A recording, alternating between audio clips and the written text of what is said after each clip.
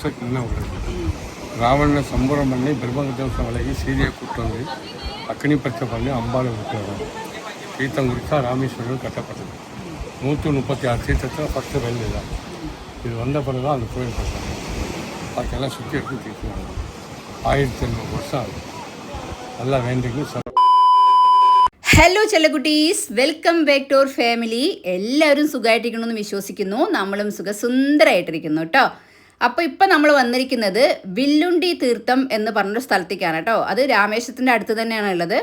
വില്ലുണ്ടി തീർത്ഥം എന്നും പറയാറുണ്ട്, വില്ലുണ്ടി തീർത്ഥം എന്നും പറയാറുണ്ട്. ഇങ്ങനെ രണ്ട് ഇതിൽ ഓരോരുത്തരും പറയാറുണ്ട് കേട്ടോ. അപ്പോൾ രാമേശ്വരത്ത് ഒരു പ്രശസ്തമായ ഒരു സ്ഥലം തന്നെയാണ് ഈ ഒരു സ്ഥലം. അതായത് ഒരു പുണ്യ സ്ഥലമാണ് ഇത് കേട്ടോ. അതായത് രാമനാഥസ്വാമി ക്ഷേത്രത്തിൽ വരുന്നവർ ഇവിടെ വരാതെ പോകാറില്ല കേട്ടോ. ഈ പേരിൻ്റെ അർത്ഥവും പുരാണ കഥയൊക്കെ പറയുകയാണെങ്കിൽ ഒത്തിരി ഉണ്ട്. ഞാൻ എപ്പോഴും പറഞ്ഞ പോലെ തന്നെ ഇവിടുത്തെ ഓരോ സ്ഥലങ്ങൾക്കും രാമായണവുമായിട്ട് ഒത്തിരി ബന്ധമുള്ള സ്ഥലങ്ങളാണ് കേട്ടോ. ഇതും അതേപോലെ തന്നെയാണ്. രാമായണ പ്രകാരം ശ്രീരാമൻ ലങ്കയിലേക്കുള്ള യാത്രയ്ക്കിടെ ഇവിടെ എത്തിയപ്പോൾ ഒത്തിരി വെള്ളം കുടിക്കാൻ ദാഹിച്ച സമയത്ത് ഇതിൻ്റെ ചുറ്റും കണ്ടില്ലേ കടലായതുകൊണ്ട് തന്നെ ആ വെള്ളം ഉപ്പാണല്ലോ, അതായത് ഭയങ്കര ഉപ്പല്ലേ, അപ്പോൾ നമുക്കത് കുടിക്കാൻ പറ്റത്തില്ല. അതുകൊണ്ട് തന്നെ ശ്രീരാമൻ തൻ്റെ വില്ല് ഉപയോഗിച്ച് ഭൂമിയെ തുളച്ച് വെള്ളം പുറത്ത് കൊണ്ടുവന്നതായി ഇവിടുത്തെ ആൾക്കാർ വിശ്വസിക്കുന്നുണ്ട്. അതുകൊണ്ടാണ് എന്താ പറയുക, വില്ലുണ്ടി തീർത്ഥം എന്ന് പറയുന്നതെന്നാണ് എല്ലാവരും പറയുന്നത് കേട്ടോ. അതായത് വില്ല് കൊണ്ട് തുളച്ചത് കൊണ്ടാണ് അങ്ങനെ ഒരു പേര് വന്നതെന്നാണ് പറയുന്നത്. ഇവിടെ എല്ലാ വെള്ളവും, ഈ കടലിലത്തെ വെള്ളം മൊത്തം ഉപ്പായിട്ട് പോലും ഈ കാണുന്ന നമ്മൾ ഈ പോകുന്ന കിണറിൻ്റെ അടുത്തേക്കാണ് പോകുന്നത്. അപ്പോൾ ഈ കിണറിലെ വെള്ളം മാത്രം, ലാസ്റ്റ് കാണുന്നതാണ് കിണർ കേട്ടോ.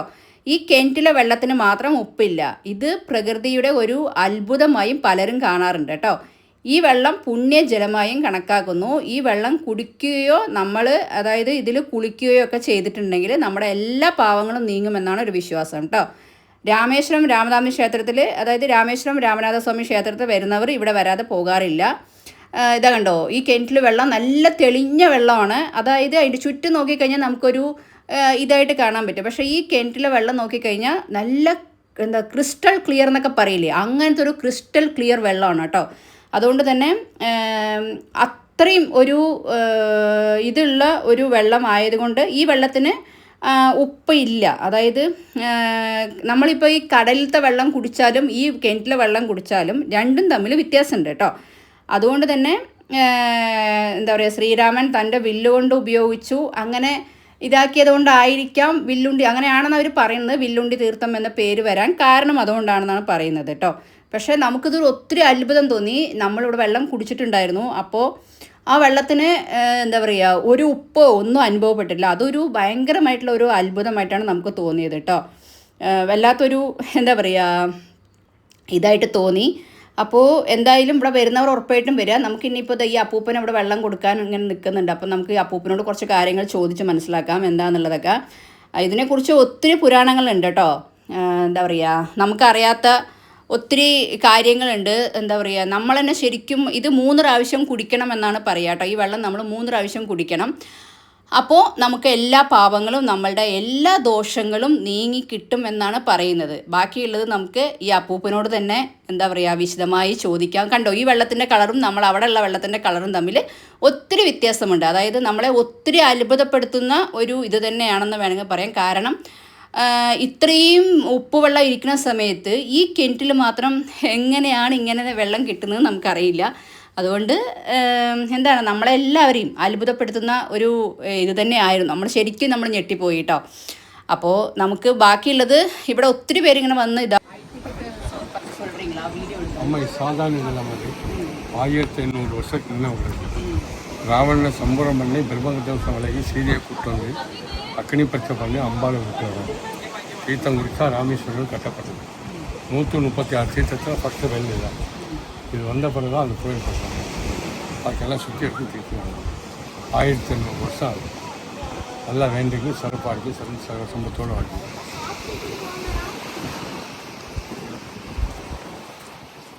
അപ്പോൾ അപ്പോൾ അപ്പൂപ്പൻ പറയുന്നത് ഈ കിണർ കെട്ടിയിട്ട് 1500 വർഷമുണ്ട് ഈ കിണർ കെട്ടിയിട്ടെന്നാണ് പറയുന്നത് കേട്ടോ. അതേപോലെ തന്നെ നമ്മൾ മുന്നിൽ കാണിച്ച അമ്പലം ഇതിനോടനുബന്ധിച്ച ശേഷമാണ് അവർ കെട്ടിയതെന്നാണ് പറയുന്നത്.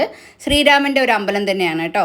അപ്പം നമ്മളെപ്പോലെ ആരെങ്കിലും ഇവിടെ വരുന്നവർ ഇവർക്ക് എന്തെങ്കിലും കൊടുത്താൽ മാത്രമേ ഉള്ളൂ ഭക്ഷണത്തിനൊക്കെ. അതുകൊണ്ട് തന്നെ ഞാൻ എന്നെക്കൊണ്ട് പറ്റുന്ന ഒരു കുഞ്ഞ് ഇത് ഞാൻ കൊടുത്തിട്ടുണ്ടായിരുന്നു. അപ്പോൾ അപ്പൂപ്പൻ നമ്മുടെ തലയിൽ തൊട്ട് അനുഗ്രഹിച്ച് തന്നു കേട്ടോ. അപ്പോൾ ശിവരാത്രിയുടെ ഉത്സവം കൂടെ പോകുമായിരുന്നു. അപ്പോൾ അതിന് വേണ്ടി എന്തെങ്കിലും ചെയ്യാൻ പറഞ്ഞു, അതും ചെയ്ത് കൊടുത്തിട്ടുണ്ടായിരുന്നു. അപ്പോൾ നല്ലൊരു ഇതായിട്ട് തോന്നി. അങ്ങനെ നമ്മൾ വീണ്ടും പാമ്പമ്പഴത്തിന് മുകളിൽ എത്തിയിരിക്കുകയാണ് കേട്ടോ. ഇതൊക്കെ ഇത് കെട്ടിയിട്ടുള്ള എൻജിനീയേഴ്സിൻ്റെയും അവരുടെയൊക്കെ പേരുകളാണ് കേട്ടോ. അപ്പോൾ ഇതിനെക്കുറിച്ച് പറയാന്നുണ്ടെങ്കിൽ നമുക്ക് ഒത്തിരി ഉണ്ട്. എനിക്ക് ഒത്തിരി കാര്യങ്ങളൊന്നും ഇതിനെക്കുറിച്ച് പറയാൻ അറിയില്ല. എങ്കിലും അറിയാവുന്ന കുറച്ച് കാര്യങ്ങൾ പറഞ്ഞുതരാം.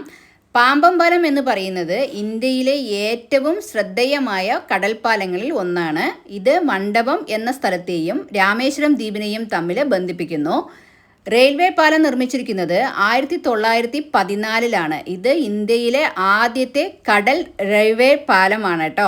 ഈ പാലത്തിലൂടെ ട്രെയിനുകൾ പോകുമ്പോൾ ഇതിൻ്റെ നടുവിൽ ഒരു ഇത് നമുക്ക് കുറച്ചുകൂടെ മുന്നോട്ട് പോകുമ്പോൾ കാണാൻ പറ്റും. ഇതൊക്കെ ഇവിടെ ആൾക്കാർ മീൻ ഫ്രഷായിട്ട്, നമുക്കറിയാലോ രാമേശ്വരം എന്ന് വന്ന് പറഞ്ഞാൽ തന്നെ നമുക്കിവിടെ മീനാണ് പ്രാധാന്യം.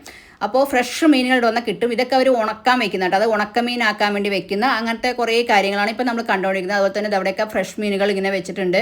ഒത്തിരി കാണുന്നില്ല, നമ്മൾ മോളിൽ നിന്ന് ഇങ്ങനെ സൂം ചെയ്തെടുത്തുകൊണ്ട് ഒത്തിരി കാണാൻ പറ്റിയിട്ടുണ്ട്. എന്നാലും ഒരു വല്ലാത്തൊരു ഇത് തന്നെയായിരുന്നു. നല്ല ഫ്രഷ് മീൻ നമുക്ക് രാമേശ്വരത്ത് വന്നാൽ കിട്ടും കേട്ടോ. നമ്മളങ്ങനെ ഒന്നും വാങ്ങിക്കാനൊന്നും നിന്നില്ല, എന്നാലും പറയാം.